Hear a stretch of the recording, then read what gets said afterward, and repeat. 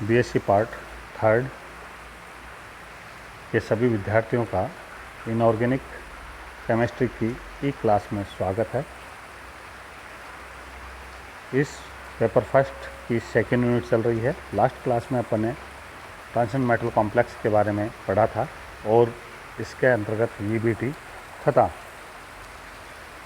Splitting in octahedral complex का भी अध्ययन किया था। स्प्लिटिंग इन ऑक्टाहेड्रल कॉम्प्लेक्स के अंतर्गत ही आगे देखते हैं कि हेक्सासाइनो कोबाल्ट थर्ड कॉम्प्लेक्स में कोबाल्ट 3 ऑक्सीकरण अवस्था में स्थित रहता है। साथ ही साइनाइड एक स्ट्रॉन्ग लिगेंड है, अतः इस कॉम्प्लेक्स में कोबाल्ट का इलेक्ट्रॉनिक विन्यास T2G6 हो जाता है और इसमें एक भी अयुग्मित इलेक्ट्रॉन नहीं रहता।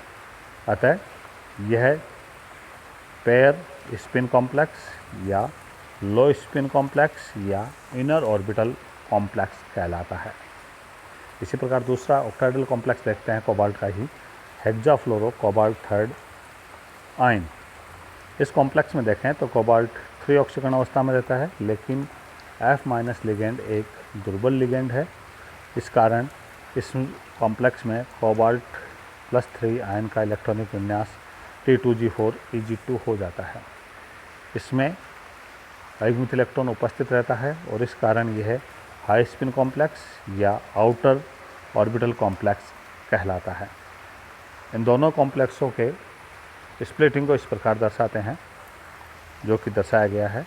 देखें दोनों में ही, तो फर्स्ट देखें हेक्सासाइनो कोबाल्ट थर्ड में, इसमें जो स्प्लिटिंग एनर्जी है उसका मान ज़्यादा होता है, पेयरिंग एनर्जी पाई का मान कम होता है, इसलिए पहले T2G कक्षक में इलेक्ट्रॉनों का युग्मन हो जाता है। लेकिन अदर साइड देखें हेक्साफ्लोरो कोबाल्ट थर्ड कॉम्प्लेक्स में, यहाँ जो पेयरिंग एनर्जी है उसका मान ज़्यादा हो जाता है और जो स्प्लिटिंग एनर्जी है डेल O उसका मान कम हो जाता है। इसलिए इलेक्ट्रॉन फोर्थ इलेक्ट्रॉन आता है वो पहले T2G कक्षक में न जाके EG कक्षक में जाता है और इसके बाद में EG कक्षक में भी एक एक इलेक्ट्रॉन भरने के बाद ही T2G कक्षक में पेयरिंग होती है।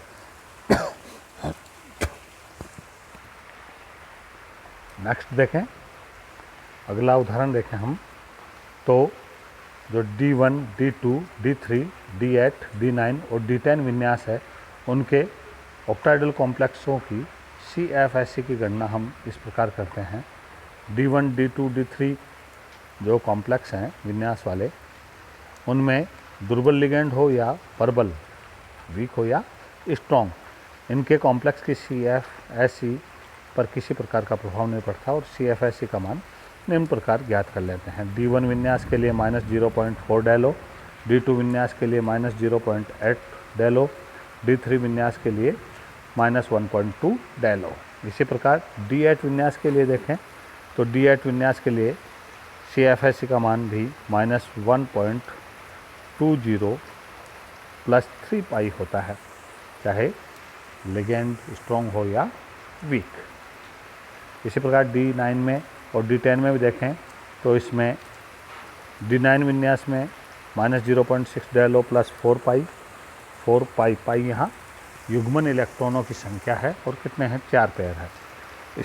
इसी प्रकार D10 विन्यास में CFSE का मान देखें तो -0.0 डेलो + 5 पाई। इन विन्यासों में चाहे लिगेंड स्ट्रॉन्ग हो या वीक, CFSE के मान में कोई प्रभाव नहीं पड़ता, अर्थात लिगेंड की प्रकृति CFSE के मान को प्रभावित नहीं करती। नेक्स्ट देखें, नेक्स्ट टॉपिक है टेट्राहेड्रल कॉम्प्लेक्स में क्रिस्टल फील्ड स्प्लिटिंग, क्रिस्टल क्षेत्र विपाटन। तो हम देखें ऑक्टाहेड्रल कॉम्प्लेक्स का जब निर्माण होता है Ml4, इसका जो सूत्र होता है, M या मेटल है, L यहाँ लिगेंड है, तो चारों लिगेंड धातु के संपर्क में जो आते हैं वो अक्षों के मध्य की दिशा की ओर से आते हैं।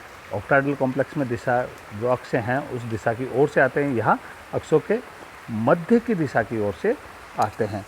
इसलिए जो EG कक्षक है वो लिगेंड के मध्य की दूरी अधिक हो जाती है और जो T2G कक्षक है, क्योंकि T2G कक्षक में जो लूप्स है वो अक्षों के मध्य स्थित होती है, उन लूप्स और लिगेंड के मध्य दूरी कम होने के कारण T2G तथा लिगेंड के मध्य प्रतिकर्षण ज़्यादा होता है, इसलिए ये T2G कक्षक प्रतिकर्षित होकर उच्च ऊर्जा स्तर पर चले जाते हैं और EG कक्षक निम्न ऊर्जा स्तर पे आ जाते हैं, ठीक ऑक्टाहेड्रल कॉम्प्लेक्स के विपरीत। और इस प्रकार लिगेंड की उपस्थिति के कारण चतुष्फलकीय संकुलों में टेट्राहेड्रल कॉम्प्लेक्स में जो डी कक्षक का विपाटन होता है उसमें निम्न ऊर्जा स्तर पर EG कक्षक होते हैं, जो कि 2 हैं, dx² - y² और dz², जबकि उच्च ऊर्जा स्तर पर T2G कक्षक है जो कि 3 है, dxy, dyz और dzx। इस प्रकार हम देखें तो ये आपको चित्र द्वारा दर्शाया गया है।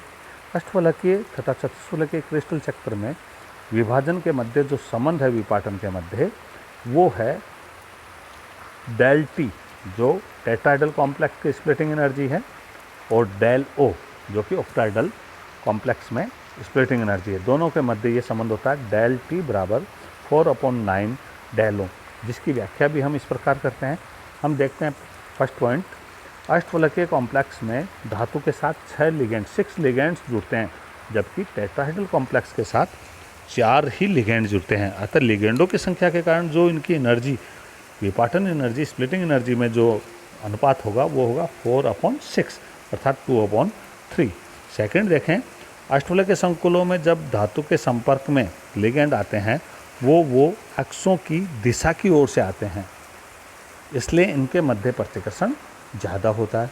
तथा देखें टेट्राहेड्रल कॉम्प्लेक्स में यही लिगेंड अक्षों के मध्य की दिशा की ओर से आते हैं, इसलिए यहाँ जो स्प्लिटिंग है वो कम होती है।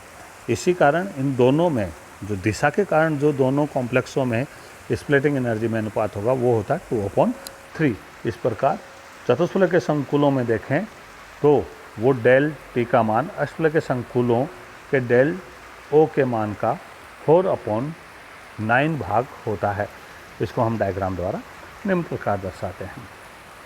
अष्टफलकीय संकुल सामान्यतया लो स्पिन कॉम्प्लेक्स होते हैं, क्योंकि यहाँ डेल O का मान अधिक होने के कारण इलेक्ट्रॉनों का युग्मन हो जाता है।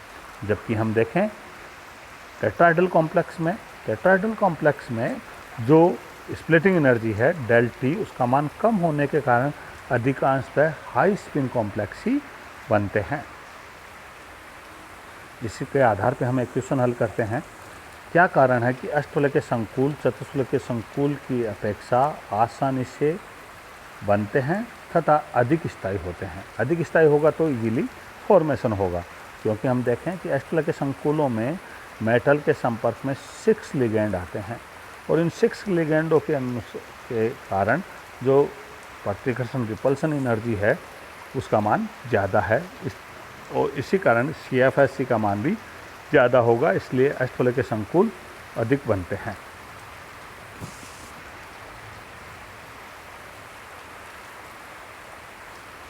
सेकंड देखें हम दूसरा क्वेश्चन, किन परिस्थितियों में केवल चतुष्फलकीय संकुल ही बनता है।